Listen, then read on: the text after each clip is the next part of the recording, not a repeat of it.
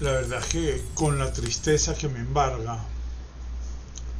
por el fallecimiento de mi queridísima Paulina Gamos, yo no sé cómo empezar. He estado dándole vueltas toda esta mañana a ver qué digo, qué no digo, qué puedo decir que no suene demasiado dramático o que suene bien para yo poder expresar todos mis sentimientos.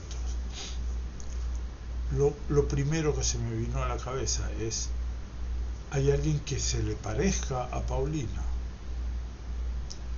Pasarán más de 1000 años, como dice el cliché, digamos, el famoso dicho. Una persona única, pero no solo por lo que ella representó como madre, como mujer, como escritora, política, parte de la comunidad, parte de su grupo de Acción Democrática, que es uno de los partidos más grandes de Venezuela, para los que no saben. Ella fue sin duda una de las 10 personas más importantes del partido político, también de la comunidad judía en Venezuela, y así podría yo nombrar un sinfín de cosas. Pero al margen de todo eso, ella hizo todo lo que hizo, no por destacar, lo hizo por ser una excelentísima persona, por ayudar al prójimo, porque ella siempre estaba pendiente de las mujeres, de la parte social, de ayudar a los más necesitados, de estar pendiente de manera legítima de todo lo que la rodea. Que muchas de las personas que hablan bonito o que figuran, pues hacen la finta de que están trabajando para, y la realidad no es así. Bueno, el caso con Paulina me consta porque yo la conozco desde un sinfín de años, la conocí y tuve el placer y la dicha de que viniera a mi canal a hacer esta entrevista que les voy a dejar hoy, y que me puso en el mapa, les soy honesto. El que ella haya venido a nuestro canal le dio un empuje, me dio a conocer, me llamaba la gente, me felicitaba, mucha gente decía, gente del exterior. Lo increíble acá es que este canal lo ve mucha gente fuera de Venezuela, que me escribieron o me llamaron o consiguieron mi correo y me felicitaban porque, sin saber quién era y en muchos casos sin saber de qué estaba hablando, pues fueron cautivados por esta mujer que no solo decía muchas cosas, sino que las sabía decir, y que a quien yo le estoy muy agradecido por haber venido y por haber tenido esa relación con mi familia también bastante cercana y conmigo desde hace tantos años. Dios la tenga en la gloria. A su hija Raquelita le mando un fortísimo abrazo, a toda su familia, los quiero mucho. Lamentable su pérdida, pero su legado, ni hablar, perdurará en el tiempo. Los quiero mucho, los veo pronto, espero que disfruten esta entrevista. Paulina Gamos viniendo a mi canal, yo no lo puedo ni creer, estoy súper agradecido. Es algo increíble. Lo que es increíble, tú sabes que yo estoy asombrada de que tú seas un youtuber tan eficaz, tan magnífico. Así, para mí fue una gran sorpresa y de verdad te felicito por haber decidido tomar este camino. Es muy importante porque te hace bien a ti, nos hace bien a los entrevistados. Es verdad, yo te lo agradezco mucho porque mi vida cambió a partir de este canal, es la pura verdad. Para el que no sepa, yo tengo un canal de deportes de Real Madrid y me vi por alguna razón haciendo cosas diferentes para conectarme con mis hijos y con mis amigos. Y bueno, un cuento largo corto, estoy con Paulina la Bella, porque estás hermosa, Paulina, Dios te bendiga. Bueno, tengo que decir que yo nunca dice, como decía Oscar Wilde, decía que las mujeres que decían su edad no eran dignas de confianza. A mí me importa 3 pitos de que haya dicho Oscar Wilde, yo tengo 87 años y bueno, mira, le doy gracias a Dios de que están muy bien vividos, o sea, los he disfrutado. Si uno hace un balance entre las cosas negativas y las positivas, creo que tengo que darle gracias a Dios porque pero el balance es positivo. Yo estoy de acuerdo. Tú sabes que yo estaba buscando adjetivos porque yo soy muy meloso, ¿no? La abuela de Débora me llamaba el guataca, que en cubano es el salamero, ¿no? Ajá. Pero yo estaba buscando adjetivos para decirte cosas buenas y bellas y tal. Y realmente hay uno que sobresale, que es el respeto. Tú te has ganado el respeto de grandes y chicos, de propios y extraños, y eso me tiene a mí muy yo te sigo desde toda la vida, por tu hija Raquelita, por supuesto, y por lo que ha significado para la comunidad, para Venezuela, para todos. Así que yo te voy a hacer algunas preguntitas, pero yo quisiera que nos contaras cosas, porque yo sé que tienes tantas cosas y tantos puntos de vista, sobre todo cómo está cambiando el mundo en los últimos años, con ese respeto que te has ganado y esa elocuencia que tienes. Pues bienvenida a mi canal y empecemos. Muchas gracias, empieza pues. A mí lo que más me está preocupando en estos días, por supuesto, el conflicto en el Medio Oriente, pero no por el judaísmo como tal, sino que pareciera de que hay una pequeña, no, que no es tan pequeña, hay una ceguera del mundo. Ayer estuve leyendo un artículo muy importante donde en Rusia pasó y Ucrania en el último tiempo han pasado barbaridades, tragedias, matanzas, y nadie ha dicho mayor cosa. Y en Israel, pues, la visión contra los judíos es como muy particular. A mí me preocupa tanto esa ceguera que tiene cierta parte de la población, que no se están dando cuenta que el objetivo no solo somos los judíos, sino que el mundo entero está en manos del terrorismo, de que estamos corriendo peligro todo. ¿Cómo ves tú esta situación? ¿Has visto algo diferente o yo...? Mira, a mí al principio, yo lo escribí, por cierto, un artículo. La matanza del 7 de octubre, la tragedia del pogrom del 7 de octubre en Israel, le causó lástima al mundo 24 o 48 horas máximo. Cuando empezó la represalia de Israel, es decir, la natural y lógica y legítima represalia de Israel contra Hamas, la tortilla se volteó. Entonces los palestinos son los pobres. El pobrecitismo palestino lleva 75 años. O sea, es el pobrecitismo hipócrita. Es de la extrema izquierda, ha sido siempre, y ahora creo que se une la extrema izquierda y la extrema derecha, ambos en hacer de los palestinos unas víctimas. Bueno, mira, nadie se pregunta por qué los países árabes, ningún país árabe lo quiere, por qué Egipto levantó una barrera para que no llegaran palestinos a su territorio, por qué Jordania hizo el Septiembre Negro, donde liquidó a no sé cuántos miles de palestinos y los expulsó, por qué ellos han convertido al Líbano en un foco de guerra con Hezbollah. ¿Por qué realmente los árabes no los quieren? ¿Por qué Israel, que es un pequeño país legítimamente constituido por una decisión de las Naciones Unidas, que ahora son sus enemigas, tiene que ser el único culpable de la situación palestina? Mira, los países árabes expulsaron, o se tuvieron que ir por razones de seguridad, alrededor de 900.000 judíos. Se fueron, si uno saca la cuenta de Siria, Líbano, Irak, Irán, etcétera, todos los países árabes. O países árabes o países musulmanes. Y bueno, ¿dónde están esos judíos? Esos judíos se metieron a un campamento para decirle al mundo, mira, a mí me expulsaron. No, todos se fueron a distintos países donde pudieron reiniciar sus vidas, dejaron todos sus bienes en los países donde fueron expulsados, no se convirtieron en las víctimas de nada. Y bueno, nadie sabe si ahora están los bisnietos, los tataranietos de esos judíos que fueron expulsados en 1948.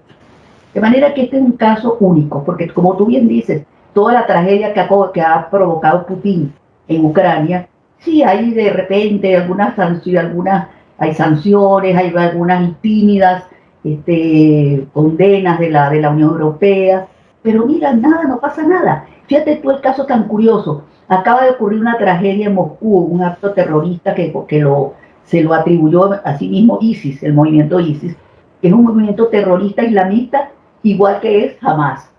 Putin ayudó y apoya a Hamas, y resulta que en su propio territorio le ocurre lo que le ocurrió poquísimo, es decir, con no sé cuántos, 200, más de 200 muertos, no sé cuántos heridos, una tragedia horrible terrorista, que él se la va a atribuir a Ucrania, tú sabes, él no se la va a atribuir a ningún ISIS porque no va a ser víctima sino a Ucrania. Pero mira, para que tú veas lo que es el terrorismo islámico o islamista, en uno u otro sentido, llámese ISIS, llámese Hamas, llámese como se llame, están decididos a convertir el mundo entero en un mundo musulmán, fanático, islamista. Son 1.700 millones de musulmanes, o 1.500, 1.700 millones de musulmanes, que supuestamente son víctimas del 0,2% de la población, que son los 15 millones de judíos que hay en el mundo. Eso es lo torcido.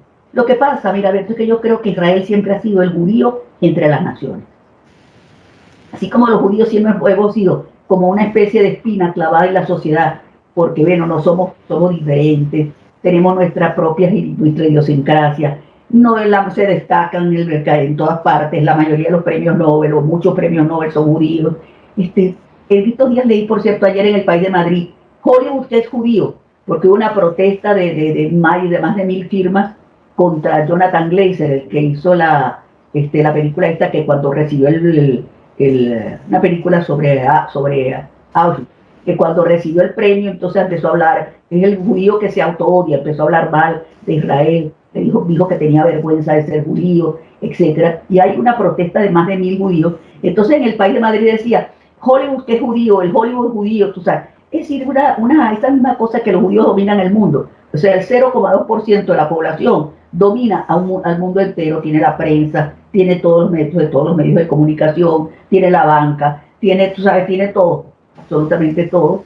Entonces, bueno, mira, ese es ese es el mismo antisemitismo de los protocolos de los sabios de Dios, que lo que va evolucionando, si no es el mismo, no dice pero más o menos va evolucionando, y está como insertado en la mente de muchas personas.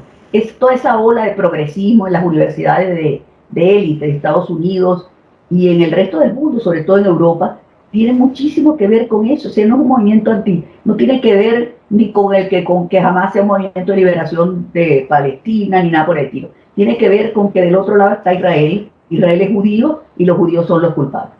Mira, por otra parte, creo que yo creo que Netanyahu ha cometido gravísimos errores y esta guerra tiene muchísimo que se prolongue indefinidamente. Ya yo no leo Haaretz, ya no leo nada, porque creo que es una repetición de la misma historia. Tiene muchísimo que ver con Netanyahu, con la división que él produjo en Israel. Jamás quizás no hubiera atacado a Israel, sino en el momento en que la encuentra dividida por las razones políticas, por la reforma constitucional que quiso hacer Netanyahu. Él quiere, por supuesto, está tratando de prolongar este conflicto porque se trata de prolongar su permanencia en el poder, de impedir, pues, de seguir polarizando a la sociedad israelí. Sí, hay muchísima de la política interna de Israel. Mucha gente dice, bueno, no se puede criticar a Israel, y sí se puede criticar. Sí, yo soy de la diáspora, pero tengo todo el derecho de criticar a Netanyahu y criticar no al pueblo de Israel, pero sí al gobierno, sea cual fuere. Y creo que Netanyahu ha sido un factor determinante en mucha de esta tragedia que está viviendo Israel todavía con una guerra que parece no tener fin. Es sano para nosotros autocriticarnos, porque si nos quejamos más bien de la ignorancia que tiene el mundo para con nosotros no podemos dejar pasar este tipo de cosas, porque caemos en ese error otra vez o volvemos acá a pisar en el mismo hueco. Yo sí estoy totalmente de acuerdo contigo. No solo hay que criticarnos, sino que revisar muy bien las consecuencias y el causal de todo esto, porque esto es una barbaridad. Yo tengo un sufrimiento brutal y a mí me encanta que hayas venido no solo como judía, sino como mujer, porque hay algo similar, hay como un movimiento similar de mucha ignorancia al criticar o al defender a las mujeres o atacar a los hombres, y resulta que aquí estos grupos no han levantado su voz en un momento donde hay mujeres embarazadas de violación de terroristas, donde hay niños maltratados, y pareciera de que, como tú decías, lo tenue del alzamiento de voz por lo de Putin, Ucrania etcétera, etcétera, ha sido, yo no diría ni que tenue, sino que simplemente no ha existido una defensa de las mujeres por el simple hecho de que son judías. Entonces, ¿cómo ves tú la parte de esta parte que te estoy contando? Bueno, fíjate lo que pasó en Naciones Unidas con Guterres y la segunda de él, que en este momento se me escapa el nombre. La señora fue a Israel, estuvo 15 días, hizo todas las investigaciones y presentó un informe muy, muy ajustado a la realidad de lo que pasó, lo que fueron las violaciones, lo que fueron los niños decapitados, lo que fueron los asesinatos, los secuestros, y presentó el informe y el señor Guterres le ha negado sistemáticamente que se presente ese informe, que se haga público dentro o se haga oficial en las Naciones Unidas. Es decir, tú ves que hay una posición para mí completamente antisemita o sesgada de Guterres, que es nada menos que el secretario general. Lo que está pasando en las universidades élites, como te digo, en Harvard, en MIT, en Columbia, es decir, las universidades más importantes de Estados Unidos son movimientos.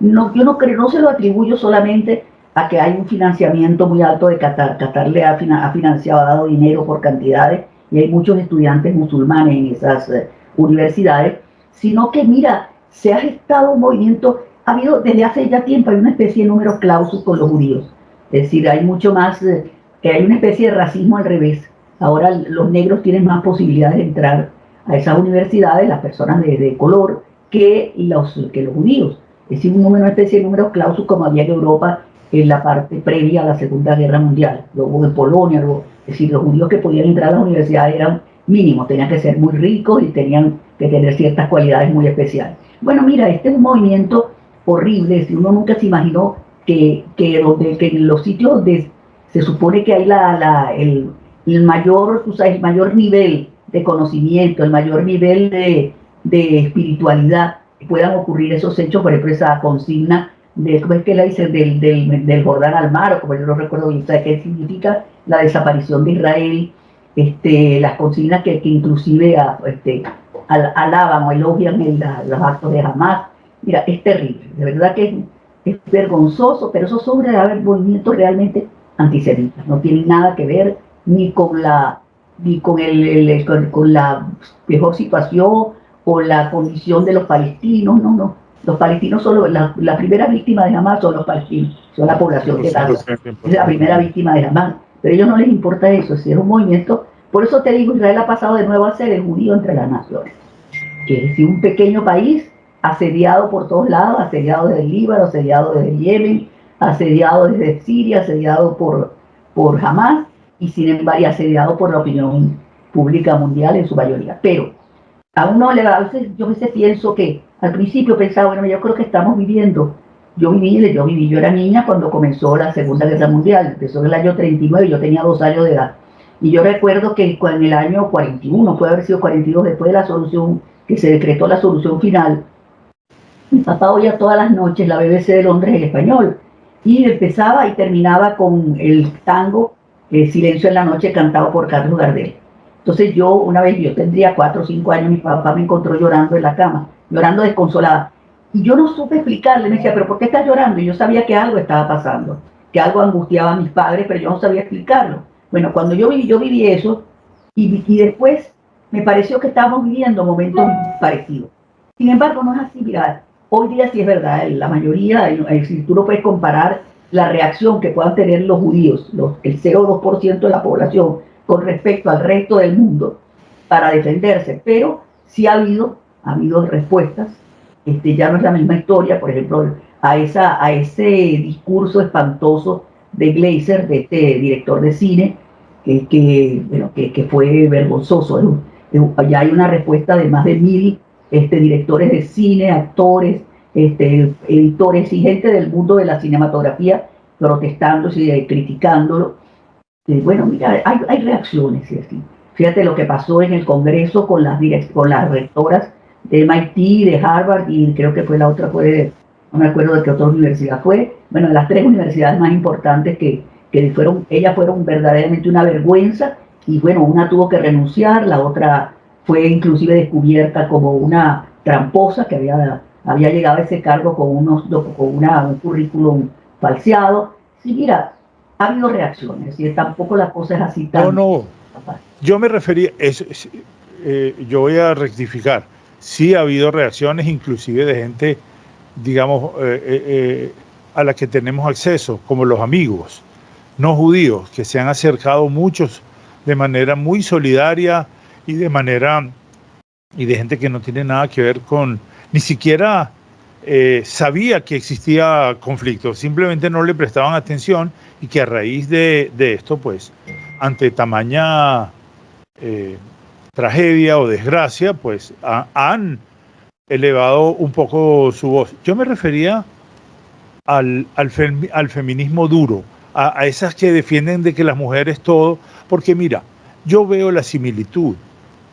Lo que sí veo yo ahorita es, durante la Segunda Guerra Mundial, éramos los cabezas de turco. Volvemos a ser los cabezas de turco en este momento porque no hay raciocinio, o sea, hay un populismo del que se agarran los políticos que lo usan para masificar y para su propio beneficio, porque muchas veces tú preguntas en la calle qué es un semita y ellos no saben, el 90 y tanto % no saben.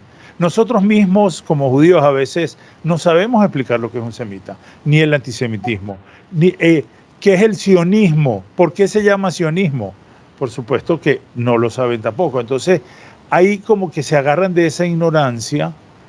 Y a mí me molesta mucho. Perdona que te interrumpa, pero sí saben lo que es un judío. ¿Saben lo que es un judío? Y existe una cuestión ya, milenaria, más que milenaria, de que el judío es diferente. El ser diferente te hace sospechoso. Y entonces existe, mira, yo no voy a decir que todo el mundo es antijudío, pero para el antisionismo, si tú le dices a la gente, ser antisionista es ser antijudío, tú se lo puedes explicar mejor. Yo recuerdo que una vez que yo aspiré pues, a ser miembro de la Dirección Nacional de Acción Democrática, un dirigente político importante, que no voy a nombrar ahora, le empezó a decir a los delegados el día antes de la votación que no votaran por mí porque yo era sionista. Entonces eran tu gente que venía del Zulia, de Apure, de Barinas, de todas partes, y me preguntaron el día de la votación, ¿por qué usted es comunista? ¿Usted es comunista, doctor? Ese es exactamente mi punto. Sionista para ellos, que ellos no sabían lo que era sionista. Entonces, ¿qué es eso? Que si yo era comunista, le he dicho, ¿cómo voy a ser yo comunista? Y no entré en detalle de lo que era el sionismo. Bueno, y gané, a pesar de esa campaña que esté en contra, yo, bueno, obtuve mi cargo con una votación bastante limpia.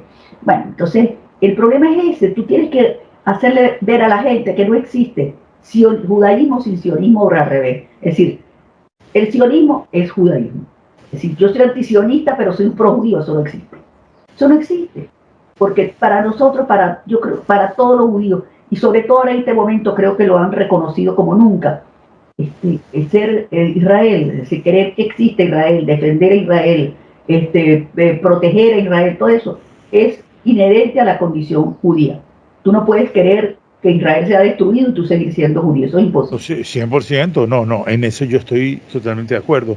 Siento que te agradezco la aclaración porque obviamente no es exactamente lo que yo quise decir, pero sigo en el punto de que hay una ignorancia muy particular en el odio que está utilizada para controlar masas, que ya no es solo con que los judíos somos quizás el target más visual o el que más rendimiento le da a este tipo de políticos y de resentidos, seguro, pero de que hay una ignorancia dentro de todo esto, a mí no me cabe la menor duda. Perdona, Alberto, yo no te respondí la pregunta sobre los movimientos femeninos. Bueno, mira, yo he tenido siempre mucha reticencia sobre lo que es el feminismo institucional organizado. Si yo soy feminista, ¿en qué sentido? Yo creo que en muchos lugares del mundo las mujeres están en situación horrible. Por ejemplo, ahorita no recuerdo en qué país de África se había prohibido la ablación de las mujeres, o sea, la eliminación de clítoris, y ahora hay todo un movimiento religioso, cultural, para que se reponga otra vez la ablación del clítoris, que es una cosa espantosa. Sin embargo, tú no ves que hay en ninguna parte de Europa están las feministas protestando porque eso ocurre. Y en África, mira, en muchos lugares del mundo las mujeres están en condiciones, digan, en Irán, en Afganistán.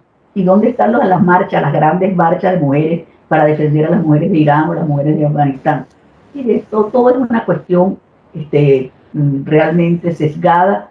Yo inclusive los movimientos feministas de Venezuela tengo muchísimas opiniones adversas, pero yo soy feminista en el sentido que yo creo que lo que tú tienes que hacer es ayudar a esas mujeres, a las que no saben leer y escribir, a las que sufren, a las que son madres solteras, a las que las someten a la ablación, a las que torturan, a las que no les permiten ni siquiera ir a un colegio a recibir educación. Estas son las mujeres a las que hay que defender, pero la mayoría se concentra en casos como el caso de Hamas, o sea, de los palestinos, o en obtener cargos políticos, ellas mismas sus posiciones, pero no en defender la condición de la mujer que está en situación. Ese era mi punto, ese era absolutamente mi punto, porque ser pro mujer o no tiene, en mi caso no tiene ningún sentido, ¿no? Yo tengo una hija, vamos a empezar por ahí, tengo una esposa maravillosa, tengo a Paulina Gamos enfrente, que eres una referencia para todos nosotros, o sea, gracias. Amo a las mujeres, por supuesto, y las adoro, pero porque mira, quizás estoy hablando también desde el dolor que me causa la agresión para con los hombres de este tipo, donde hay, pero le estoy prestando demasiada atención, porque yo sé que no tiene sustento. Muchas de ellas dicen que ya los hombres no servimos para nada, que ellas han sido maltratadas por nosotros y tal. Quizás quería escuchar tu opinión, que obviamente es válida y muy buena. Con respecto a Venezuela, sin entrar en política, porque no quiero entrar en política, ¿cómo ves, cómo ha sido? ¿Tú naciste en Venezuela? Nací en Caracas. Cuando tenías esos 4 o 5 años que llorabas con tu papá, estabas acá. En Caracas, en la parroquia San José, en 1937, el 11 de enero de 1937. Sí, mi papá venía de Alepo. Mi papá nació en Alepo y llegó a Venezuela con toda su familia, así con su mamá viuda y 5 hermanos menores en 1929. Y por otro lado, mi mamá, que era nativa de Salónica, de Grecia, llegó también en el año 1929 con su mamá y sus 2 hermanos, perdón, su hermana, porque ya mi abuelo y mi tío habían llegado 2 años antes, habían hecho más o menos el dinero necesario para mandar a traer a las 3 mujeres de la familia. Ellas venían, mi mamá nació en Grecia, pero venían de Jerusalén. Habían vivido 9 años en Jerusalén, en el barrio que es el Yeni Moshe, ahí vivieron. Bueno, total es que se conocieron en Caracas, 2 culturas. Eso te iba a preguntar. Se conocieron en Caracas, bueno, alguien hizo un shira, tú sabes, porque eran 2 mundos distintos. El mundo de mi papá y el mundo de mi mamá eran completamente diferentes. Mi mamá hablaba algo de árabe porque mi mamá tenía gran facilidad para los idiomas. Esos 9 años que ella vivió en Palestina, entonces en Jerusalén, ella aprendió a hablar, bueno, unos rudimentos de árabe y unos rudimentos de hebreo. Y eso le sirvió para comunicarse con mi abuela paterna y que no hablaba sino solamente árabe. Pero eran 2 culturas distintas que se fusionaron. Y yo creo que mi papá fue un hombre de una inteligencia increíble, porque siendo un nativo de Alepo y siendo un hombre observante, era muy observante, había estudiado una yeshiva, sin embargo fue tan liberal con relación a sus hijos. Miren, mi familia yo era gadeca, mi hermana Victoria, que en paz descanse, era gadeca forzada por su esposo, mi hermana Raquel era del Partido Comunista, mi hermana Esther era del Partido Movimiento Izquierda Revolucionaria y mi hermano Rafael era del URD. Entonces te imaginas cómo eran las comidas en esa casa. Tú sabes, todo el mundo peleando, o sea, hasta que un día mi papá dijo, si siguen peleando yo me levanto y me voy de esta casa. Bueno, mira, y dejamos de pelear y ahora fuimos una familia, 5 hermanos unidísimos, sin nada que ver con las diferencias de opinión, podíamos discutir sin ofendernos. Y bueno, mi papá fue muy liberal, le encantaba. A mi hermana Raquel la visitaba Teodoro Peskov, Américo Martí, todos los comunistas, Freddy Muñoz, y mi papá le encantaba sentarse a hablar con ellos, tú sabes, con su acento árabe. Se leía las noticias con su acento árabe en voz alta y todos nos burlábamos, porque nunca pudo perder ese acento. Pero fue de verdad, eso, para un hombre de Alepo, que son los judíos jalabíes, son tan conservadores, la verdad es que fue así, yo me pongo a verlo desde mi punto, desde hoy, y creo que mi papá fue un hombre de una inteligencia increíble. Yo creo que si él hubiera tenido la oportunidad hubiera sido político. Me encantaba eso. Qué bueno que lo cuentas, porque mi familia casi toda viene de Alepo o en su defecto viajaron de Alepo a Beirut y de Beirut pues vinieron para acá. Así que sí son gente muy trabajadora, eran gente muy inteligente.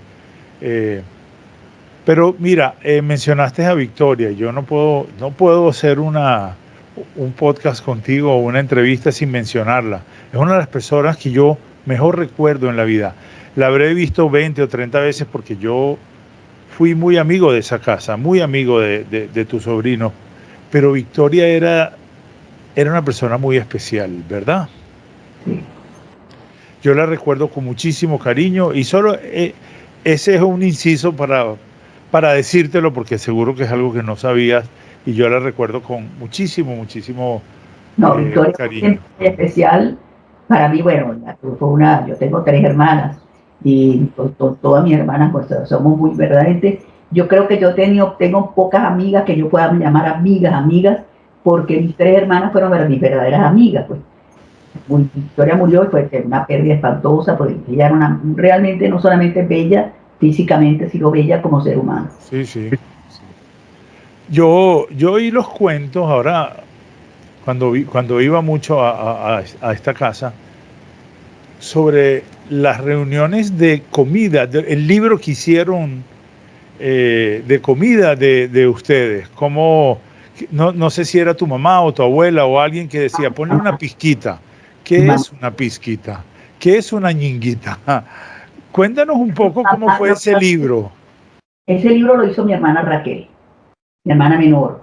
Y lo hizo porque realmente y lo que yo lamento es que no se ha hecho filmado, porque hay cosas que están en el libro, pero yo que nunca aprenderé a hacer un kibbeh, por ejemplo, como lo hacía mi mamá, jamás lo haré solamente con la receta. Nunca. Una vez tratamos de hacerlo y nos salía fatal. A la única que le salió bien era una muchacha que trabajaba en mi casa conmigo. El hecho de poder formar el kibbeh, hacerlo delgadito como lo hacía mi mamá, eso no lo hace nadie.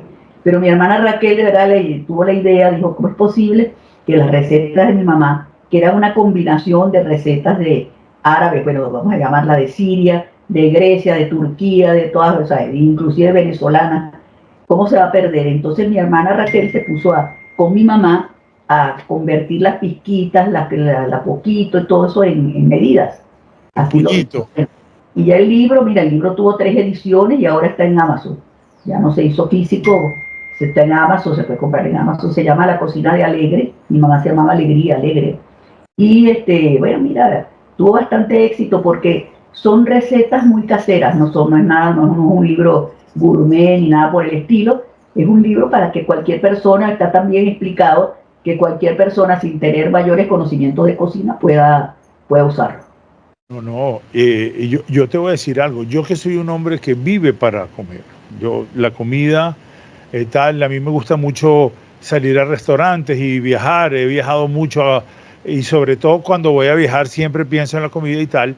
Ese tipo de comida no existe en ninguna parte del mundo. Te lo digo por 2 abuelas que tuve, sobre todo mi abuela materna, que era una gran cocinera, después mi madre, que se me acaba, hablando contigo, pues se me ocurre ver cómo, porque yo lo tengo todo anotado, yo sí anoté hay una sopa que se llama sopa de limón, que eso se llama hamod, hamda o sí, delicioso. Pero se me acaba de ocurrir que voy a ver cómo hago para movilizarlos hasta acá a mis padres y traerlos un día y contar la receta, por lo menos contarla, ¿no? Tu abuela materna es tu abuela materna de Sulamita, del sur. Janet, Sulamita es mi mamá. Sulamita es tu mamá y tu abuela era la mamá de Sulamita. Janet, sí. Janet Israel. Bueno, sí. Janet no se debe haber cocinado muy sabroso, no sé cómo, y Sulamita también, porque las rosquitas que hace Sulamita son deliciosas. No. Mi mamá se queja mucho de que mi abuela no le enseñaba porque ese era su aposento. La cocina era de ella, donde conquistó a mi abuelo a través de la cocina y a sus 5 nietos les preparaba a cada uno su comida muy especial. La comida, después me puse a ver, porque yo digo, no, es que los judíos a través de la comida, no. Todo el mundo es a través de la cocina, de la comida, de las tradiciones.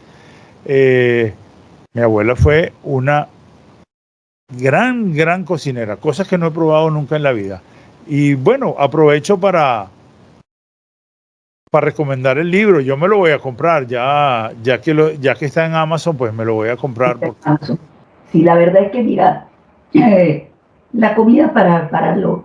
yo nunca voy a olvidar una vez que fuimos a Londres a una reunión del Parlamento Mundial y estábamos, o sea, siempre iban de todos los partidos, estaba Gustavo Tarre de Copey, estaba Víctor Hugo de Paola del Maes, y estábamos de varios partidos, y le decidimos, y había de enfrente del hotel, había un restaurante que decía, tú sabes, comida árabe, pues comida.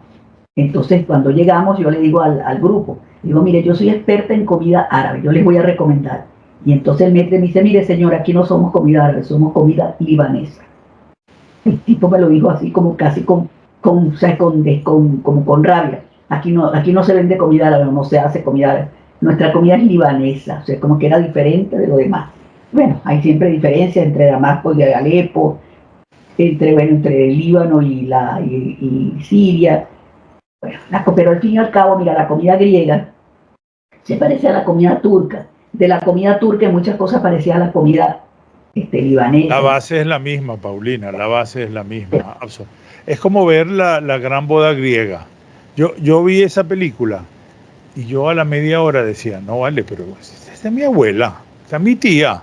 Claro. Por más griegas que eran mediterráneas y era algo que vivimos todos en casa. Bueno, Paulina, ¿tú quisieras comentar algo sobre algún artículo que has escrito, sobre algo que te gustaría contar, alguna anécdota que tengas? A mí me encantaría, ¿no?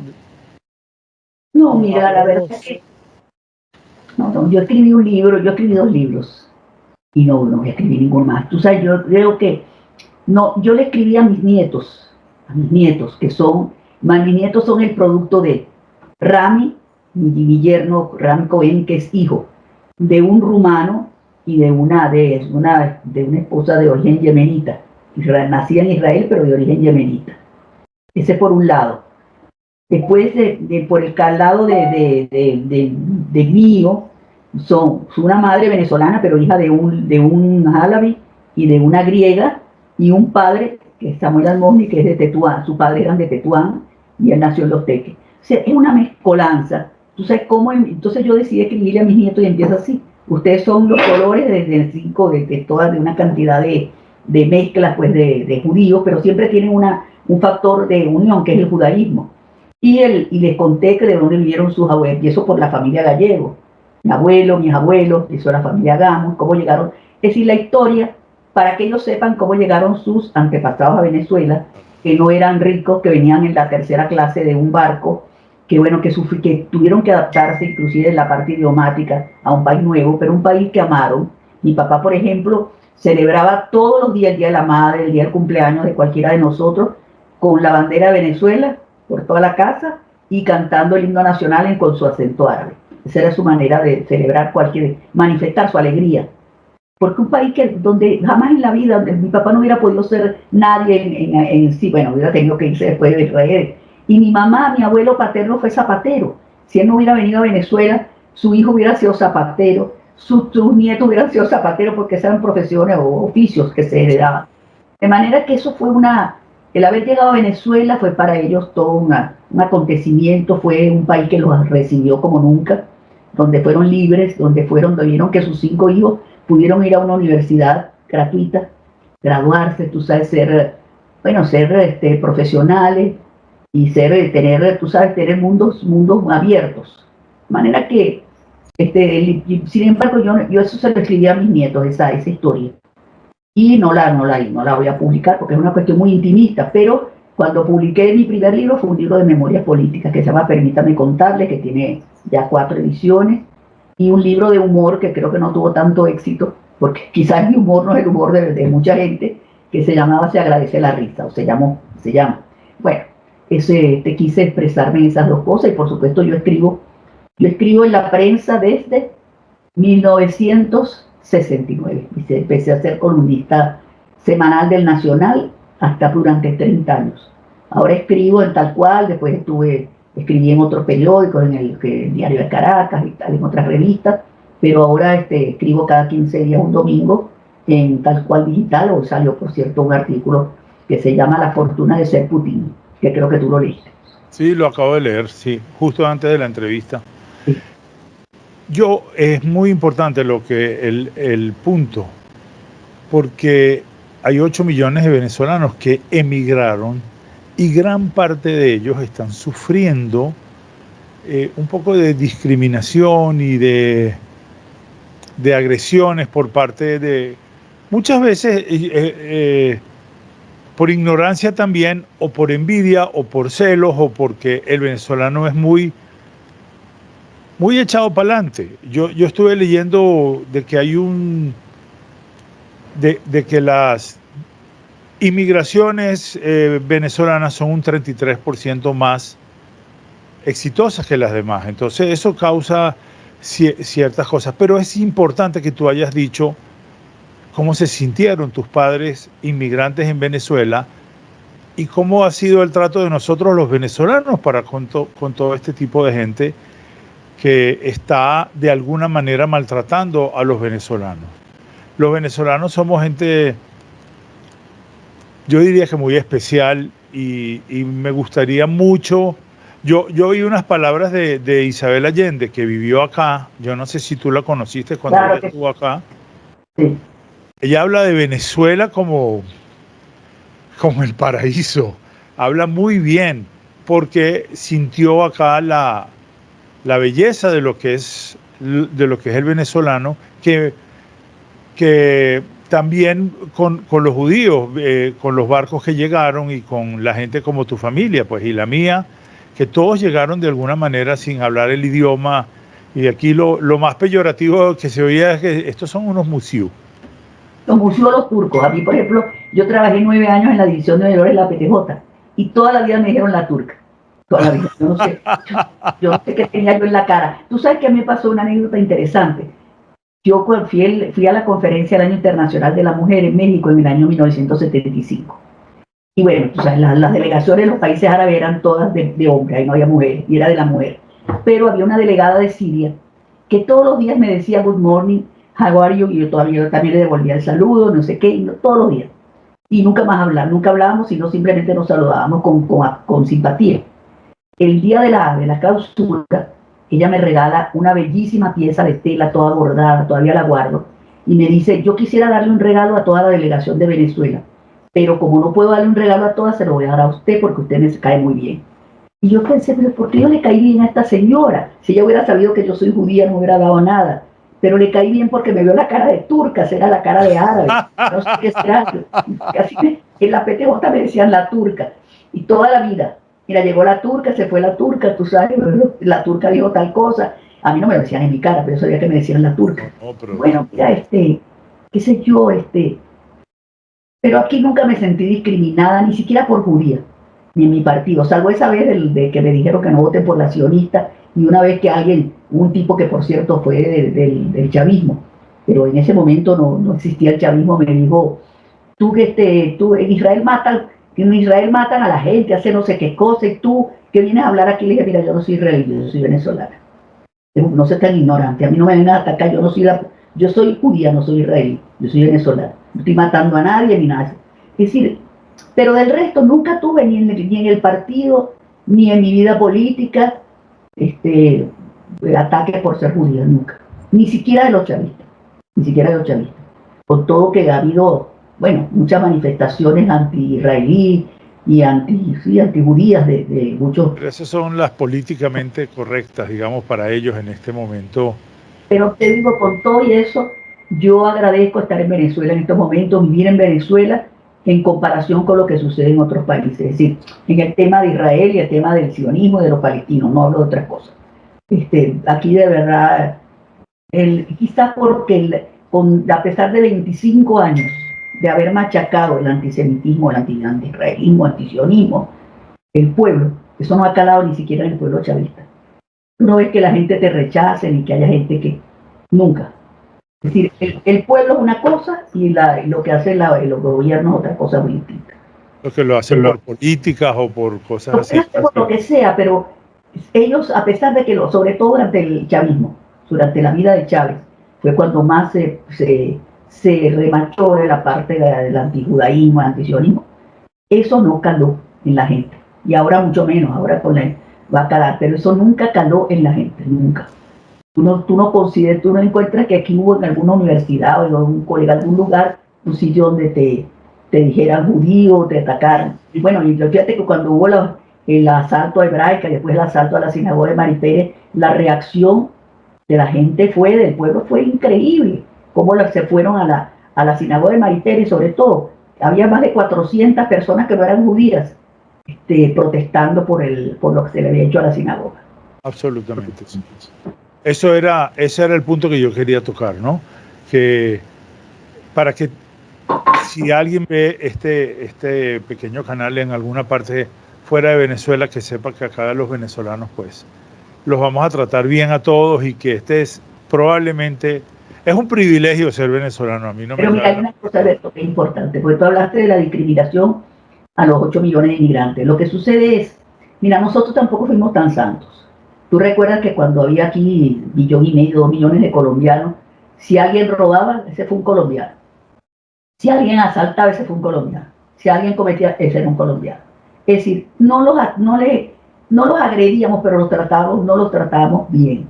Cuando vinieron los argentinos, los chilenos, los uruguayos y tal, cuando las dictaduras del sur, pues del cono sur, mira, también, pero tú sabes, siempre había cierta discriminación, cierta rabia de que les dieran los cargos importantes en algunas actividades a personas que eran extranjeras, pero nunca los tratamos así no los maltratamos. Ahora, entre 8 millones de venezolanos que se han ido, no todos pueden ser santos. No. Entonces, pero lo que es eso, tú sabes lo que yo considero peor, que los propios venezolanos, ¿sí? Hay venezolanos que están en el exilio, pues en el exterior, que cuando un venezolano, por ejemplo, roba en Nueva York, venezolano entonces lo destacan. Fíjate lo que están haciendo los venezolanos. Caramba, chicos, entre 10.000 venezolanos, 8.000 venezolanos que están, vamos a poner 1.000 venezolanos que son trabajadores, que son productivos, que son buena gente. Uno es un ladrón, es un sinvergüenza, entonces tú vas a generalizar. No, ese era mi punto, Paulina. Exactamente, viste que yo dije de que los venezolanos somos un 33% más exitosos y eso puede causar algún resquemor. También les puedo decir que lo de los colombianos es verdad, pero terminaron casándose entre venezolanas y venezolanos, pero por cantidad. Pero gente que ha venido. Yo tengo 5 bisnietos colombianos. Ahí está. Porque 2 de mis nietos se fueron a vivir a Bogotá y se casaron con colombianos que yo amo, y además de eso mis bisnietos, cuando les oigo su acento colombiano, me matan de la emoción, tú sabes, porque me hablan colombiano, y bisnietos. Y además tengo unos sobrinos nietos, hijos de Elisa, mi sobrina, que viven en Argentina y me matan cuando hablan argentino. Entonces, tú sabes cómo el mundo, y mis nietos de Miami, el varón sobre todo, va perdiendo su acento venezolano y ya está hablando con acento americano mezclado y palabras. Entonces, mira, eso es lo que ha producido la diáspora venezolana. Pero cosas buenas, porque sé también que han ayudado mucho. Y acá, mira, hoy estuve buscando contenido. Qué cantidad de gente que está viniendo a vivir a Venezuela, no venezolanos retornando, gente de todo el mundo, donde por más problemas que tengamos acá, sienten de que este es un país maravilloso y donde se puede vivir y donde se puede hacer futuro. Así que no dejemos que nadie hable mal de Venezuela. Fíjate, los venezolanos, no voy a decir quién es, pero el yerno de una gran amiga mía hacía 10 años, 7 o 10 años que no venía a Caracas, y vino hace como 2 o 3 meses y no se quería ir, y la esposa tenía miedo de que quisiera volver, porque mira, lo que pasa es que el que viene a vivir en la burbuja. Los que vienen se pasan 2 semanas, 3 semanas en la burbuja. ¿La burbuja qué significa? Donde no hay cortes de electricidad, donde hay agua, donde hay buenos restaurantes, donde, mira, la ciudad es agradable, está más o menos limpia. Pero no, esa no es la realidad en Venezuela, lamentablemente. Es la realidad de un sector de Caracas. Claro, pero está pasando el fenómeno. Yo estoy clarísimo, aquí sigue habiendo una cantidad de pobreza insultante, o sea, intolerable, lo sé. La burbuja existe, por supuesto que sí, pero sigue siendo Venezuela. Por ejemplo, acá estamos. Mi esposa, tu doctora... Mi adorada doctora Débora Rosenberg. Exactamente, pues... ¿Le puedes decir que es mejor de la infiltración que yo le digo, es que ella habla muy bien de ti, ella siempre te menciona y yo sé que tú hablas bien de ella, cosa que te agradezco. Bueno, Paulina, un placer de verdad, una conversación. El placer mío, estoy gratamente impresionado, porque fue muy elocuente, fue divina la charla. Este es tu canal, cuando tú quieras venir, por favor me llamas, cuando quieras exponer algo o tus libros o sacarlos acá, hablar de lo que tú quieras.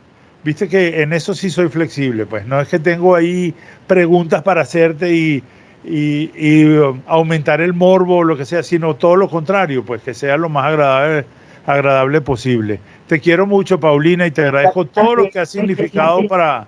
Que sigas teniendo mucho éxito en esa nueva profesión, en esa vocación que descubriste. Pues muchas gracias a ti.